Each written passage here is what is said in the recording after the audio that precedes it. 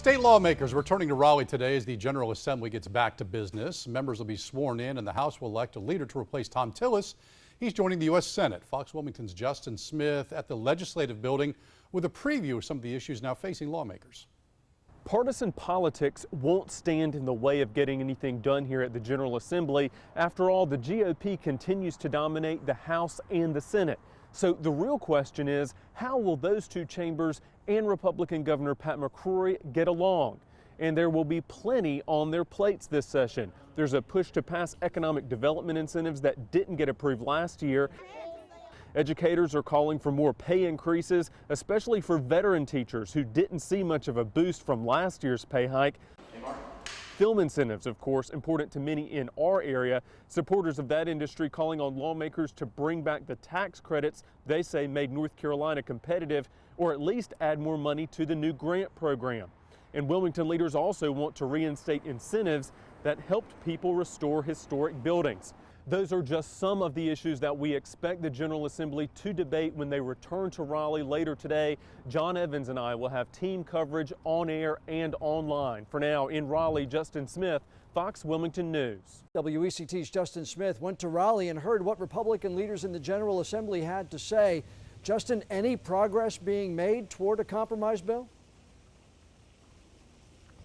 Well, John, let's call it an olive branch because the governor and House leaders, they've complained that the Senate spending plan is really much more than just a spending plan, that it includes complicated policy issues that really should be debated separately. So today, Senate Leader Phil Berger at a press conference here announced that will happen. Following swearing-in ceremonies today, North Carolina has a new senator and many of you have a new representative. Both are members of the Republican majority that now controls both chambers of Congress. So help you God. So help you God. Congratulations. Those simple words ushered in more than 70 new members of Congress. David Rouzer is one of 58 new members of the House. Thom Tillis, North Carolina's new senator, one of 13 new faces in that chamber.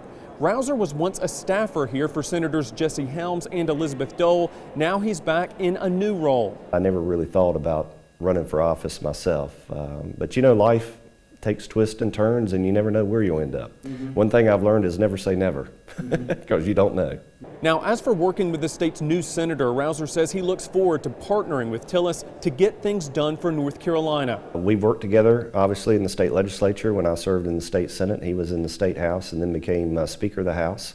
And have a very good relationship with Senator Richard Burr and now Thom Tillis. And it's very important for the North Carolina delegation to work well together and to work closely together to help advance the interest of the state. Now, as for Rouzer, he says he plans to spend a lot of time here on Capitol Hill. In fact, in the short term, he plans to sleep in his office, so he'll be here for those late night votes. In Washington, Justin Smith, Fox Wilmington News. New Jersey Governor Chris Christie and U.S. Senate hopeful Thom Tillis, they campaigned together in Wilmington. Protesters met the two as they came into town. WECT's Justin Smith reports even though the tough-talking governor said he wanted to meet them, he dodged them by slipping out the back door. If New Jersey's Chris Christie was expecting a serving of Southern hospitality at Wilmington's Dixie Grill, the governor was in for a surprise. He and Senate hopeful Thom Tillis were greeted by protesters, fearing that when the state's current film incentives go away, their jobs will follow.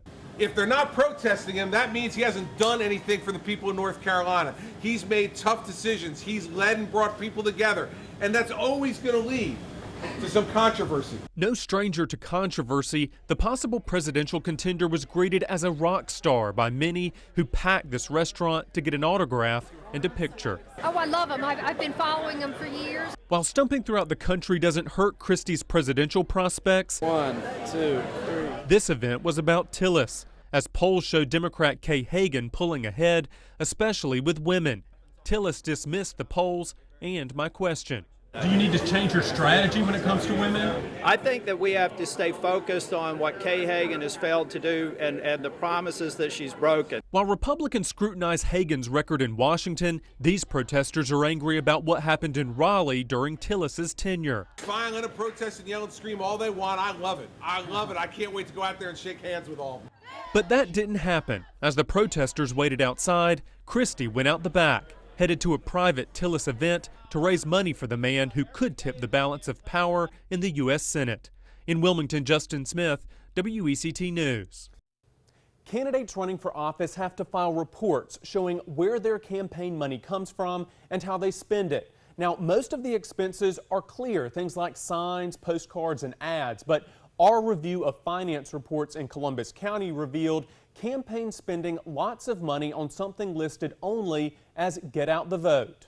Voters in Columbus County are picking a new clerk of court in this election, but the winner is essentially decided because Democrat Jess Hill is running unopposed after winning a contentious primary fight during which records show his campaign gave 13 workers more than $9,000. The pay ranged from $50 to more than $4,500 per person.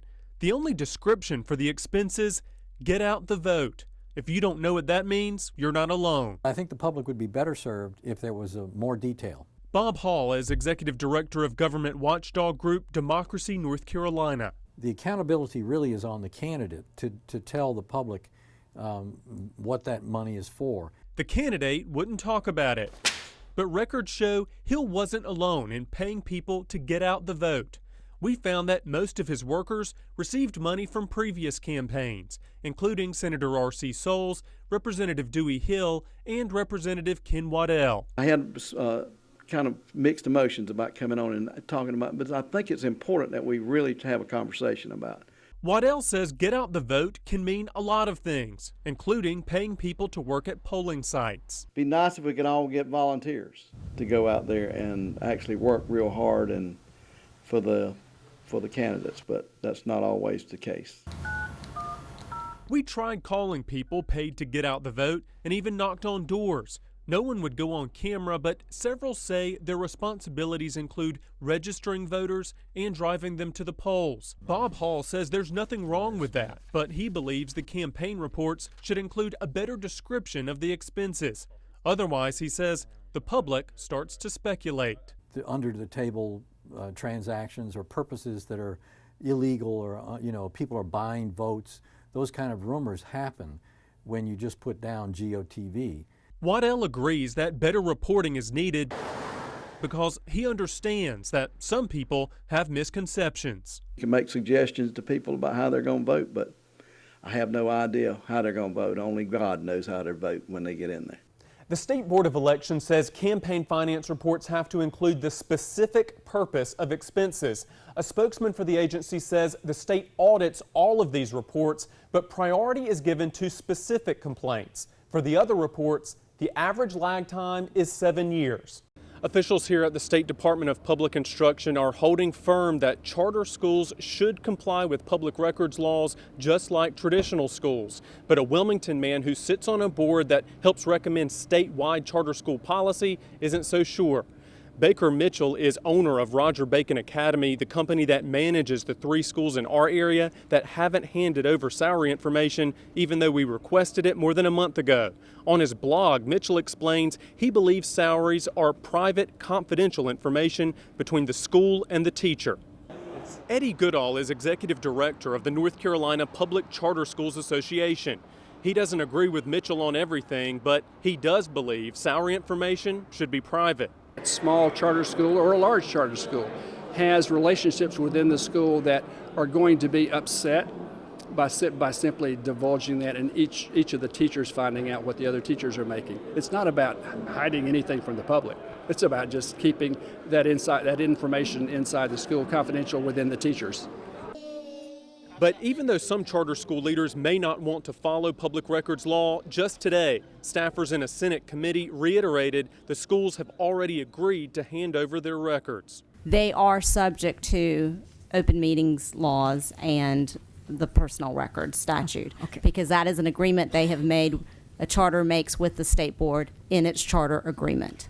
Now, in an effort to hold our area charter schools accountable, today WECT filed a formal complaint with leaders here at the State Office of Charter Schools because we believe you're entitled to know how your tax money is being spent.